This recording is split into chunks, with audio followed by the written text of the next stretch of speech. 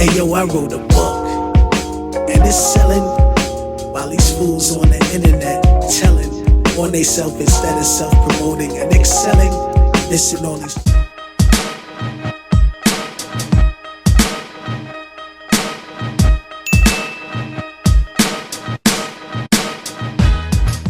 What's going on? It's your Counselor Potty Rob, and welcome to the Potty Rob Podcast. I appreciate everybody liking and subscribing, and make sure you become a member. I appreciate all my members so far, but we definitely need more members like you to tap into the content. Let's get straight into it. You already know, let's get straight into it. So, for the past couple of months now, I would say like 2-3 months, there's been a great surge in new projects being released. It's been a really great run of projects coming out. This is what this podcast episode is about. I know a lot of people, there's a few people who complain about hip hop. Couple reasons. They complain that we don't have enough real hip hop. What they mean by real hip hop, and I'm just for context, a lot of the true hip hop fans, they like the lyricism. They like the gritty boom bap beats. They like the storytelling. They like the collaborations that make sense, that fit for the song. They like hooks that is reminiscent of a point in time where hip hop was at its purest form, where it wasn't the beginning, but it was at a time, and I would say late 80s, early 90s, which in my opinion is the best years of hip hop. That's the best era, where the artists were starting to not only formulate more stories, but they were in different parts of America, they were starting to develop new styles that fit the lifestyle of where they were. Because at first it was you on the East Coast, you in New York, you in LA.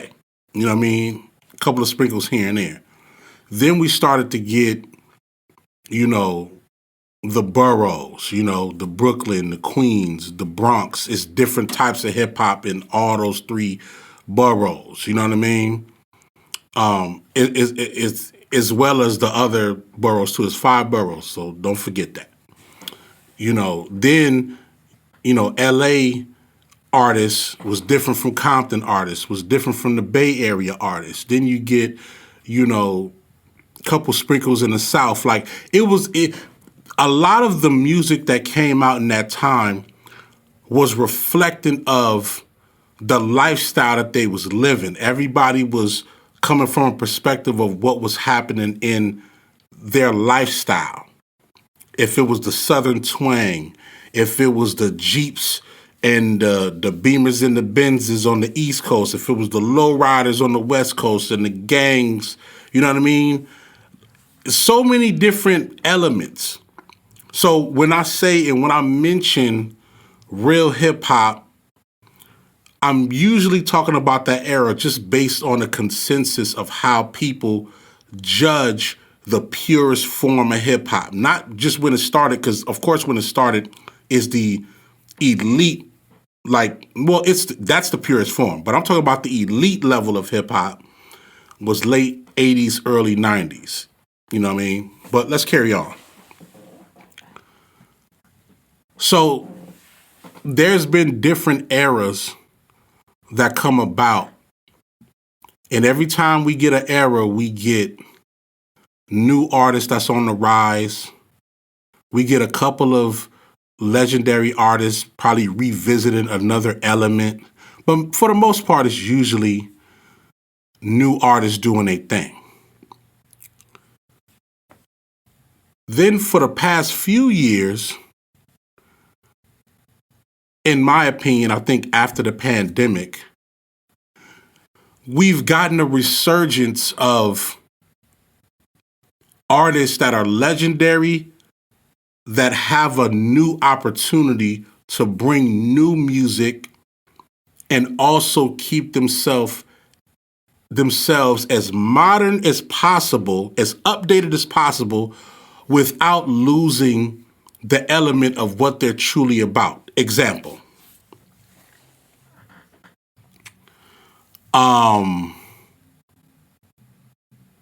Let's take, before we get to past couple of months, let's take the Lox, for instance, right? The Lox has had a historic run in terms of being able to put together projects, the group projects, separate projects, freestyles, featuring on other people's songs. All three of them, Styles P, Jadakiss, and Sheek Louch. They've been able to stay a part of the hip hop culture and stay current via by way of their own projects, hopping on new artists' projects like Griselda, like Smoke DZA, you know what I mean? Artists like that. And then they still keep the elite level of lyricism going. Elite level of lyricism. They've been able to do that for, I would say, the past 10 years or so. But not all legendary artists, not all of them think that way. Not all of them even have the urge to stay consistent, to stay putting out projects, to stay keeping up with the times, not in terms of changing their style and doing what's happening, but just being able to service the true hip hop artists of our time. A lot of legendary artists, they probably burnt out of the hip hop game, or some of them might not even have it in them to keep up with the elite lyricism they once had. And some of them, they just want to stay in the game for the right reasons, for the love of it. And we appreciate that. No matter what you decide, we appreciate your contribution and we appreciate where you're at now. Because some artists and some groups have had it harder than others. So we respect that. But every now and then, you get a legendary group or you get a new group that has that fire that we need, that has that element and that fire that we need every now and then. At the same time, I use this analogy to describe the hip hop that I love, right? First off, people believe that hip hop is a young man's sport.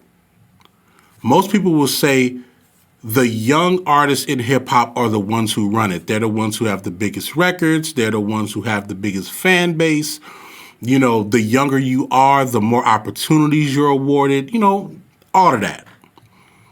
That's what most people would say, that the young artists run the hip hop game. I beg to differ.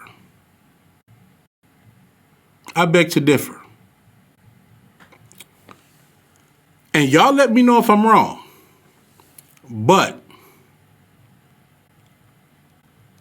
currently, right now, who do you think is the number one artist in the game right now? Think about whoever you think is the number one artist. Matter of fact, put it in the comments. Who do you think is the number one hip hop artist right now? And whoever you pick, I bet you they're over 35 years old. I'm going to say it again. Picture in your mind who you think is the best artist of right now, who's the top #1 hip-hop artist of right now. And I guarantee you, whoever you pick, whoever you truly pick, is over 35 years old. There's no 20-year-old top lyricist in the game. There's no 20-year-old top rap artist in the game right now. I could be wrong. Let me know in the comments. I think I'm right, but let me know in the comments. 35 and up. You want to say Kendrick Lamar? 35 and up. You want to say Drake? 35 and up. You want to say Jay-Z? You want to say Nas? 50 and up.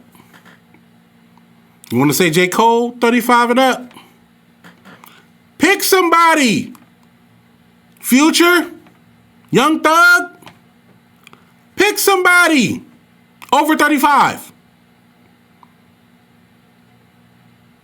The elite artists and the elite rappers,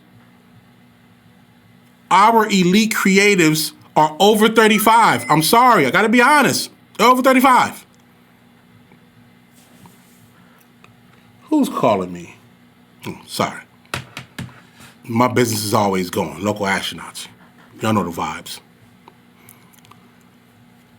So now that we got that established, and I don't think anybody can debunk that, all the elite artists, top 5 artists is over 35. Let's get that out the way. When they say that, they miss the point of why elite artists stand the test of time. And even before we even get to that point, let me make my original point.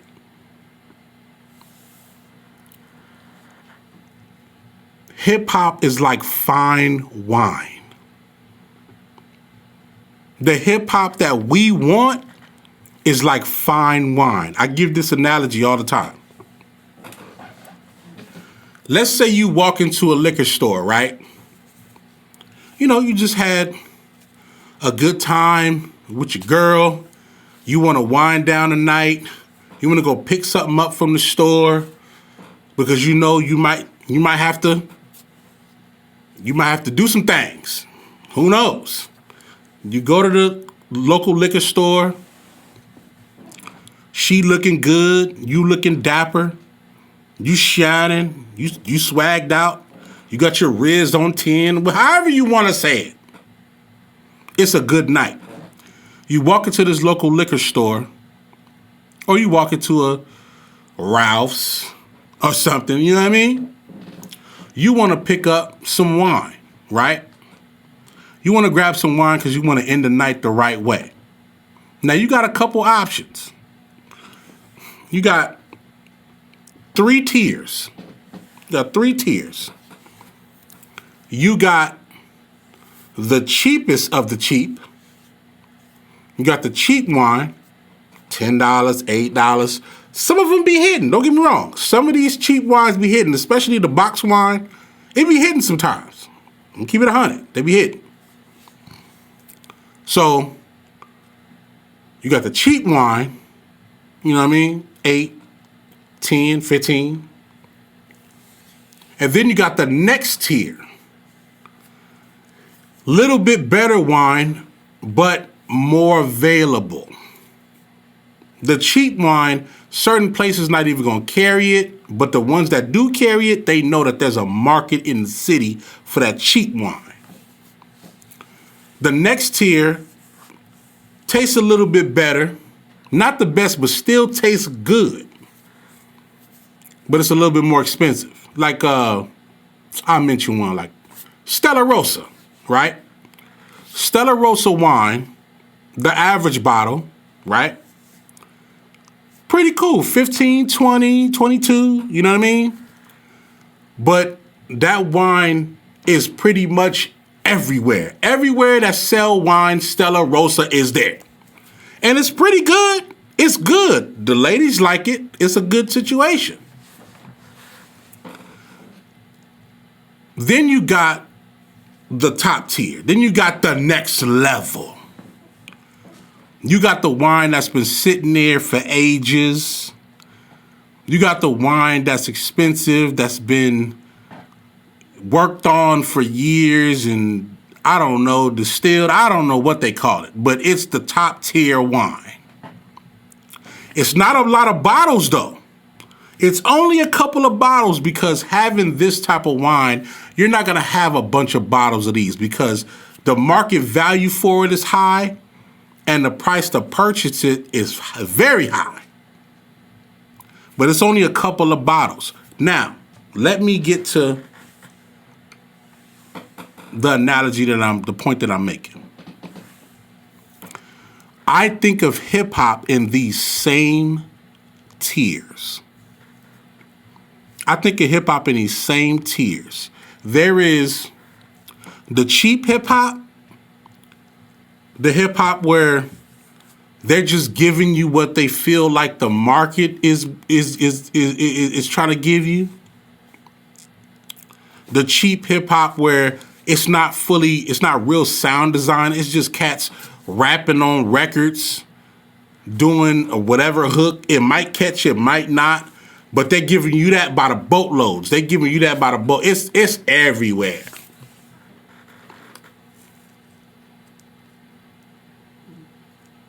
They dropping 20 records per album. They putting out lackluster videos. They might not even have a video for it. They just dropping the music. The songs sound like it could have potential to be a hit, but because the producer or the engineer or the artist is not listening to them, or the producer is not even equipped enough, it can't reach the potential that it want to reach. But it's there, though. You can indulge it. This is the hip hop where the friends of the people who's making the music is like, yeah, no, I fucks with it. And then they go and play something else. It's there, though. It's all over your Spotify, all over your Apple Music. It's there.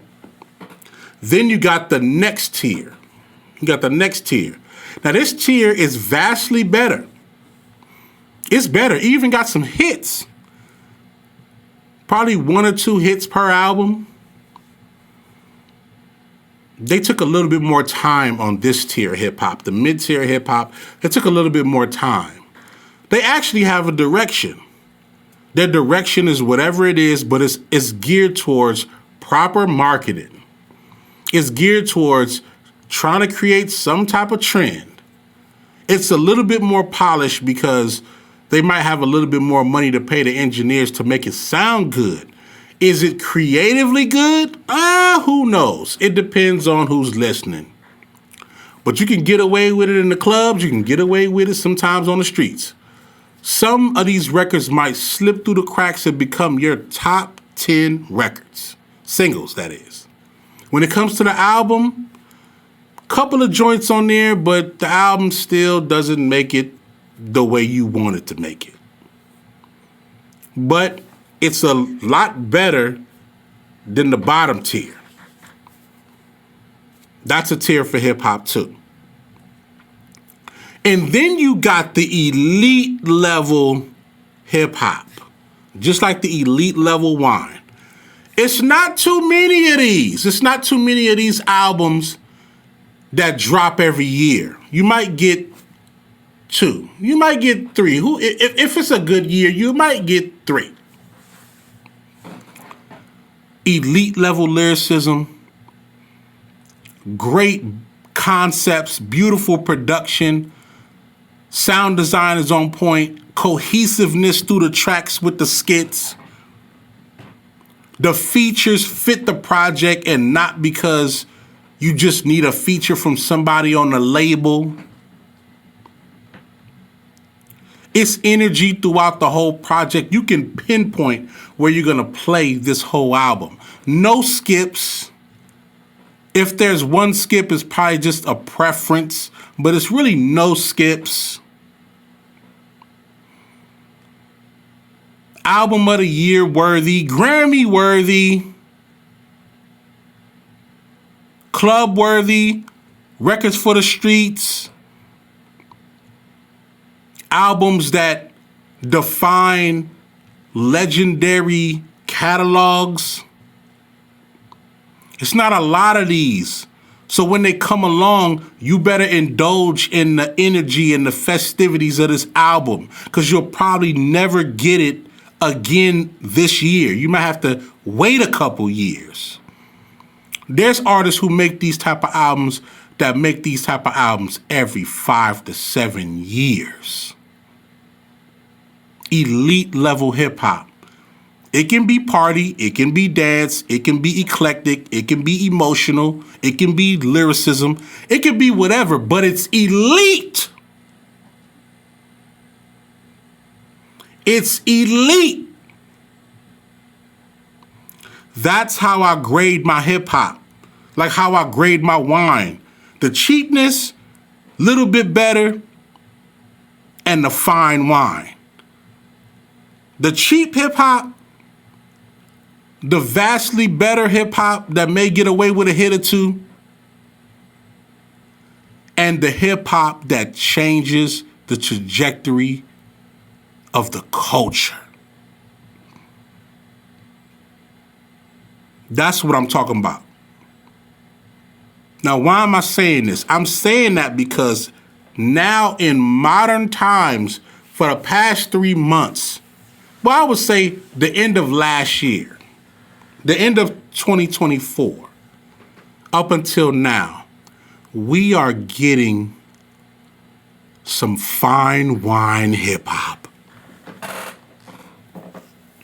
We're getting fine wine hip hop. And I love every bit of it. You better believe it.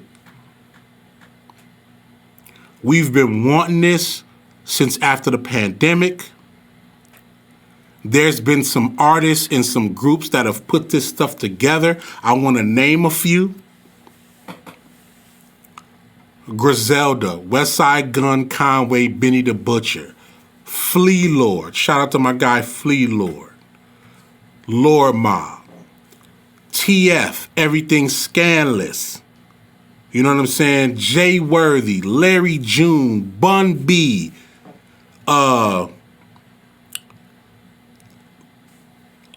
it's so many. Common. Who else? They holding the torch. The Locks, of course. You know what I'm saying? Currency. These are all people that's a part of my playlist. You know what I mean? Getting to it. Who else? RJ Payne. Damn, there's so many people I can't name. Huss Kingpin. Planet Asia. Shout out to Planet Asia, man. We actually did a project with Planet Asia called No Retirement, and we did a project with TF. You know, Scandalous Summer 1 and 2. You know what I'm saying? Like, listen, hip hop has been thriving, and then we fast forward to Kendrick Lamar. You know what I'm saying? GNX, stellar album. Tyler the Creator, he give us Cornucopia, fire. You know what I'm saying? Future and Metro Boomin, fire. The Clips just dropped Let God Sort 'Em Out, fire. 10 out of 10. At first I rated it an 8 out of 10, but the more I listen to it, 10 out of 10. Hip hop is aging like fine wine. Raekwon just dropped his. Y'all know how I feel about Raekwon. Come on, man, stop playing with me. That's my favorite artist of all time. Raekwon just dropped his new album, The Emperor's Clothes. Fire! That record with Nas, fire. Well, what's the record of a bear hug, a bear something? Fire! We are getting hip hop that's aging like fine wine. This is what we need. This is what we came here for. I don't want to hear nobody complaining saying there's no good hip hop. Do your homework. Do your research. Dig in the crates. Search your Spotify. Search your Apple Music. Stop settling for what's just out there on social media. Dig. Benny the Butcher just dropped a new joint. Fire. Tyler the Creator just today dropped a new album, a dance hip hop album. Fire. Don't touch the glass. Come on, man. We're getting all flavors. We're getting all different styles of hip hop at an elite level. Ghostface put out a project not too long ago. Elite level lyricism.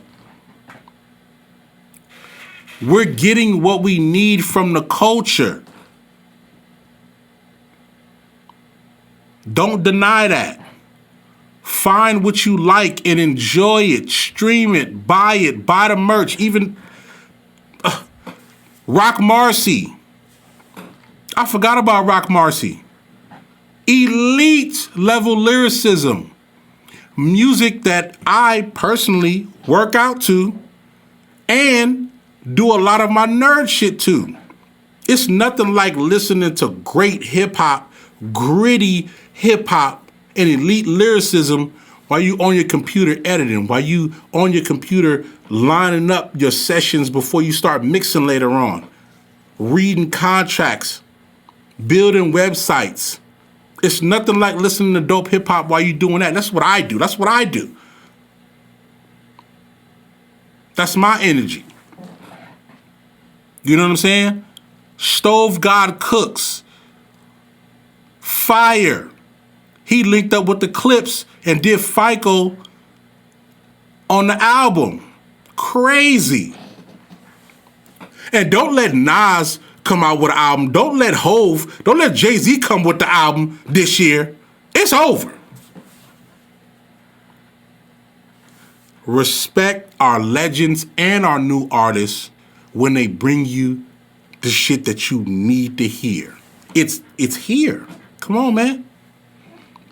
This is why I had to do this episode, because I need y'all to understand how important all different styles of hip hop is. All facets of hip hop is important to our culture. It defines who we are. It defines how different we are, but also how we connect with each other. I love it when me and my business partner, Badru, we're in the studio and we're figuring out new flavors and new styles and new ways to approach songs and playing new beats. Almost every time when we link up and we're in the studio, the first thing that I have to do is play Badru some new beats that I done worked on. It's almost never been a link up where we haven't played no new beats, or at least within a week. We might miss a session or two, but I got to play them some new beats because I'm constantly working on something new. The other producers that work with local astronauts, constantly new beats, new flavors. We got EPs in the works. We got a local astronauts album in the works. We understand what it takes to put together stellar music. We understand how hard our legends been working to give us countless dope records. I understand what that process is. I understand what that body of work does to our legacy as we carry on. I want the fans to be appreciative that our legends can still perform at a high level while they're doing what they're doing. I gotta appreciate my legends as much as possible, and also inspiring the new artists to be elite as well, and vice versa. A lot of the new artists And I'm saying new artists in terms of artists that have came out within the past 10 years. You feel what I'm saying? They still might have had a long run of music, but I'm saying the noticeable ones that came out within 10 years. They inspired the legends too. Griselda has inspired so many legends to come back out with some new music. Cormega came out with a new album, The Testament Part 2, fire. AZ dropping new music. He came out with a new album, Do or Die 2, fire. One of my favorite albums. I still play to this day, and I'm a big AZ fan. AZ is like number 3 on my hip hop list, you know, as my top artist. And I'll do a episode just talking about my top 5 artists that's dear to my soul. I'll give y'all that. But these are the things that we need to continue to tap into. Hip hop is aging like fine wine. And let's do this before I go. Let's do this. Instead of not respecting them and not showing them love, let's do this. Let me give you a short list before I go of things you should be doing with this great hip hop that we're experiencing right now. Number 1, purchase the music. Don't just stream it, buy it too. Put it a part of your catalog. Either buy the album or buy the merch. Buy a shirt, buy a coffee mug, buy a pencil, buy the merch. Because we have to continue to be a part of this history. We have to continue to use this vinyl, this cassette tapes, these shirts as collector's items for a point in time in our lives where we experience something great. Buy the music, buy the merch. That's number 1. Number 2, let's have more conversations about dope hip hop. Let's have more conversations. Stop all that top 5 artists, top 5. Stop all that. Stop all them charts. Stop, bro. Let's have a conversation about the albums. I remember back in my school days of my time, and I'm sounding old, but I don't care, that when an album dropped, the next school day, it's a full-blown argument going about what's the best songs, who had the best verses, the best verse on the album, what's your rate for the album, what you think they could have added, they could have took away. It's a full-blown conversation about every album that's dropping. And everybody pick their favorite songs, pick their favorite side A or side B, and by the time a week go by, we rehearsing lyrics, probably even the next day. Let's have more conversations about these songs in this album and these lyrics, because that's what keeps the essence of hip hop continuing to be great. Podcasters, I love when y'all do reaction videos and breakdowns, lyric breakdowns, song breakdowns. I love it. Keep it going. I'm going to do more of that too. I'm going to do more reaction videos for the albums that I'm listening to that I love. I'm doing that. Let's do more of that. Let's continue to use our platforms to publicize great hip hop. I'm not going to say don't spend your time on the bullshit, but hey, that's going without saying. Number 3, last thing before I go. Number 3, play this music for your kids. While y'all in the car, going to school, going on vacation, even when y'all just cleaning the house, play it. I know some music might be a little bit more vulgar than others. Know when to play the right projects, but play it. The one connection that I have to my parents that I love is that if we're all in a car together and I play some Bobby Womack, it's finna be laughter. It's finna be a conversation. It's finna be lyric interpretations. They finna tell us a story about when they was younger, when they heard it for the first time. We get to tell our stories about what we think the song means. Just energy of the music taking our family into great energy and great conversation levels. So play these albums for your kids. Your kids might be up on something that you're not on. Every now and then when my boys is in the car, hey man, plug the aux up. Play me what y'all on. And I'll play you what I'm on. Even if you don't like what they on, give them the opportunity to play it. Because when I get the aux back, I'm playing fire. And it's funny because I've been doing that for years, right? I've been playing music, all different genres, R&B, punta, reggae, pop, country, soul, hip hop, rock, contemporary. I play it all when I'm in the car. I might go from Stevie Wonder to Old Dirty Bastard to John Mayer to Alanis Morissette. That's just how I am. To Gerald Albright. Look those names up. My kids know that I'm finna play any and everything. I might take them to school one day and I'm playing nothing but, rock music. And then I'll pick them up and I'm playing nothing but gutter hip hop boom bap. And how I know that they listening to me and they paying attention to what I'm on. And it's funny. Sorry, promise you this is the last thing before I go. I don't want to keep y'all too long.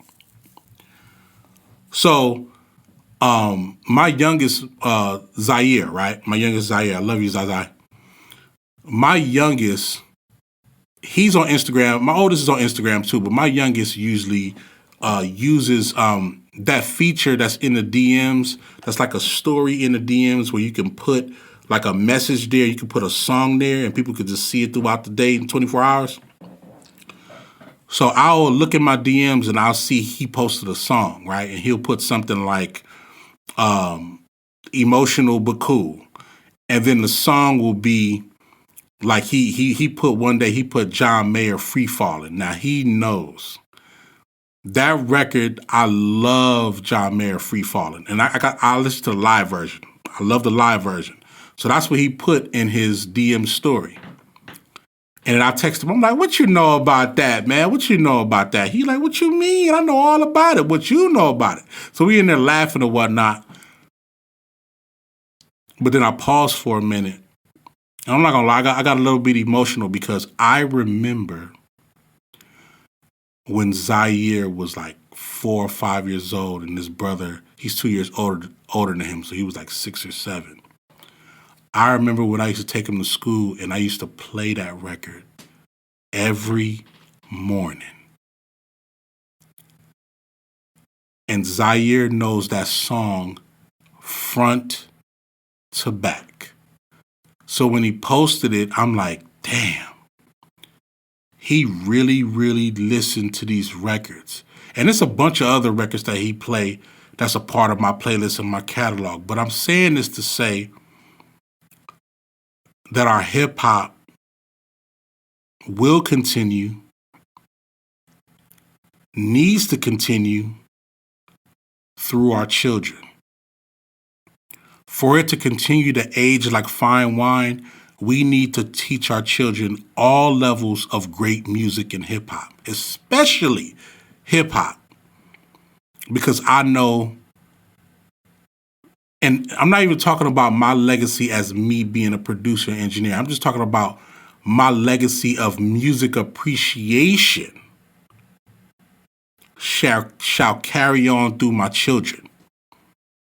And we all need to make sure that our children carry on our hip hop and R&B. Shout out to all the R&B artists out there. Shout out to all the R&B music appreciated fans out there. We have to continue our music through our children, y'all. That's real. I appreciate y'all tuning in, man. You already know this is the Poly Rob Podcast.